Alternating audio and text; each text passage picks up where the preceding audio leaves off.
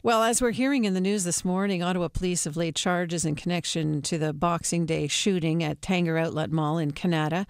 26-year-old Yaqub Ali faces numerous firearm-related charges, and this shooting is just one of 48 incidents of gunplay in 2014. Police estimate about 85% of those incidents are gang-related, and they say the drug trade is to blame. But is it easier to access firearms in this city? Access to handguns is heavily regulated in Canada, so how are gang members getting their hands on these guns? Solomon Friedman is a criminal defense lawyer at Adelson Clifford D'Angelo Friedman here in Ottawa, and he's an expert in firearms law, and we've reached him by phone from Miami. Good morning, Solomon.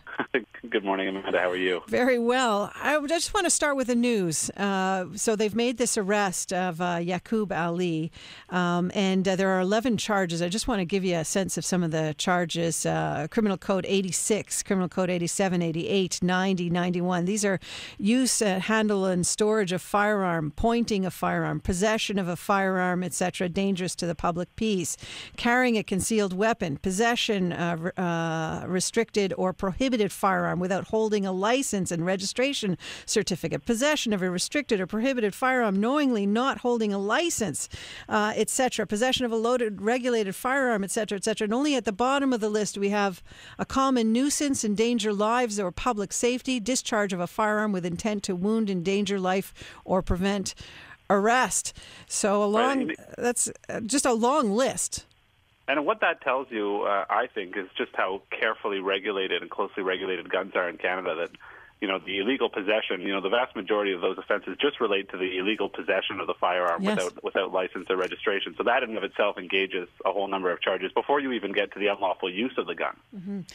I just, and also certainly the police department under a lot of pressure here. We're just hearing in that Councillor Diane Deans was saying that we need to hear from the chief on what they're going to do about this. And then this morning we hear about the arrest. So certainly a lot of pressure on law enforcement officers. How are these gang members getting their hands on guns? That's a good question. In the vast majority of cases, these are not guns that were ever legally in the Canadian hands. That is, they never entered the country legally. They were never registered. They were never sold to law-abiding citizens and diverted.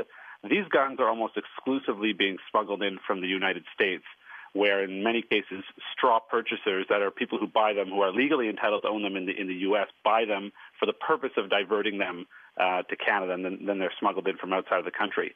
And these are guns that sell for $400 or $500 in a gun store in the United States, and then sell for $4,000 or $5,000 on the streets of Ottawa, Montreal, or Toronto. Yeah, police have told media that, in fact, some 40% of the guns are actually coming from Canadian sources. What's been your experience with that?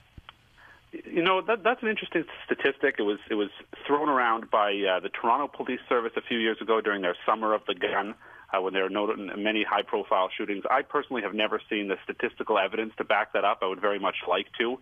In my experience as a criminal lawyer and speaking to my colleagues, in almost every case where a handgun is involved in a shooting, that's a gun that was never registered in Canada. And in Canada, our handguns have been registered since the 1930s. So it's a very simple matter when a gun is recovered after an offense for police to simply run the serial number. And if it was ever in legal hands in Canada, that will be tagged in the database. And in my experience, like I said, in the vast, vast majority of cases, and I think 40% is far too high in terms of diversion from legitimate guns in Canada. It is almost always a gun that, number one, due to its nature, never could have been permitted in Canada. It's prohibited entirely, or simply one that was smuggled in from the United States. So you say smuggled in. A lawyer yesterday said you could order one online. How easy is that? Is that really happening in your experience? In my experience, the way our gun control laws work here, in order to order a gun online, and there's a way to do it legitimately, you need approval from the RCMP, Canadian Firearms Centre, just to engage in that transaction. So the RCMP has to verify the identity of both the buyer and the seller in order for that transaction to take place. So that's number one. So that's what's happening in Canada. In terms of ordering it from the United States, you're dealing with, number one, a very highly valuable object and an object that carries severe criminal consequences. In my experience, people aren't ordering those online any more than they're ordering controlled substances with regularity. These are guns that are coming in through illegal channels, people who have contacts in the underworld in the United States and are smuggling them up for great profit into this country. All kinds of stats about how well CBSA is touting they're doing on this issue of cracking down. What would your assessment be? Well, that's a very good question. In my experience, a good number of the firearms that are seized and then touted by CBSA belong sometimes to well-meaning Americans. I've defended a number of them, people who forget that they have a firearm and are apprehended by CBSA. I think it's really an open question in terms of what CBSA is doing to prevent the issue of firearms trafficking en masse. There's a difference between someone wandering into this country illegally with a gun, because of a difference in culture or what have you, and they're dealt with harshly by the law. There's no question about it. But the real problem are those who are attempting to smuggle significant numbers of firearms into this country for profit. And I don't see a differentiation in terms of CBSA's reporting between those two types of cases. And I think that would be really helpful so we can understand, is CBSA actually stepping up their efforts in this regard? So we talked about the profit incentive here. You say buying them for $700 or so that they can sell on the street for over $3,000. I want to talk about cases like the arrest today. How well do we do? How well do these cases do going through the court system with this list of charges? What is the typical outcome?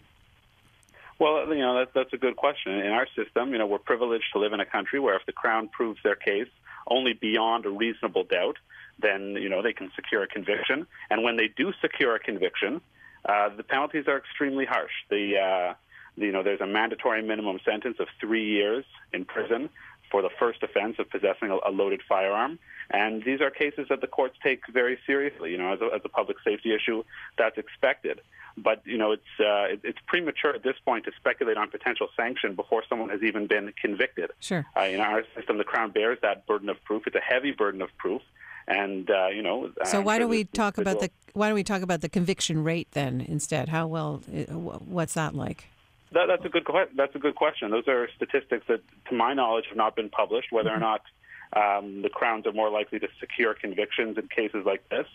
Often, when firearms cases involve constitutional issues, such as issues of search and seizure, issues of arrest and detention, where, the police have to, follow lawful process in order to secure a conviction, in order to find a gun legally. And it's interesting, in my view, where we have this great public pressure and this great outcry, we want to be very careful that doesn't lead to a laxity in terms of our civil liberties when it comes to arrest and detention and search and seizure. The police have certain powers, they're limited powers, but they're ones that shouldn't be expanded just because there's a public outcry or a particular issue that's in the news. Mm-hmm.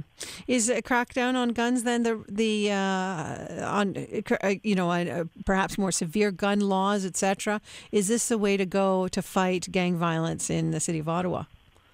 Well, Amanda, in my view, what we've seen over the past 20 years is a tightening of the gun control system in Canada in terms of the hoops that law-abiding citizens have to jump through, the regulations about storage of firearms, transportation of firearms. But what that has really done is missed the critical point. No amount of gun laws or regulations is going to stop people from using and trafficking in firearms any more than laws with respect to controlled substances, drugs, will stop people from trafficking in those items. Mm-hmm. What needs to happen, no amount of laws is going to prevent this. What has to happen is the core cause of this problem has to be examined. Mm-hmm. Gun violence is the symptom of gang culture and drug trafficking. And, of course, it's a much more difficult issue for a society to look inward and say, why are people joining gangs in the first place? Why are they settling their problems through gun violence? Well, we're certainly going to be exploring root causes in the weeks to come, and certainly City Council is demanding that. I appreciate you taking the time. It's been a really fascinating look into the issue of gun violence. Solomon Friedman, thank you. My pleasure. Solomon Friedman is a criminal defense lawyer at Edelson Clifford D'Angelo Friedman in Ottawa and an expert in firearms violence. And we reached him in Miami.